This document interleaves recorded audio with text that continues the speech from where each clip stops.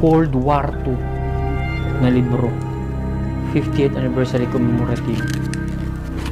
Dami. So ito talaga, alaala pa to ng mga Hapon itong mga librong ito. Lahat ng Ang dami, sobrang dami. Kasi guys, kaya maraming libro dito. Nung panahon ng Hapon, wala pang internet.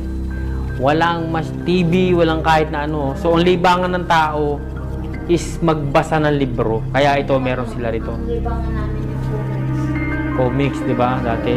So ito, talaga, ito, binabasa talaga nila to. Ito yung pinaka nagiging habit ng mga tao, nagiging libangan, yung pagbabasa ng libro nung panahon ng mga Hapon. Kaya napakadaming libro dito. Sa aming patuloy na pag-iikot sa underground ng mansyon na ito ay merong isang nakakakilabot na pangyayari na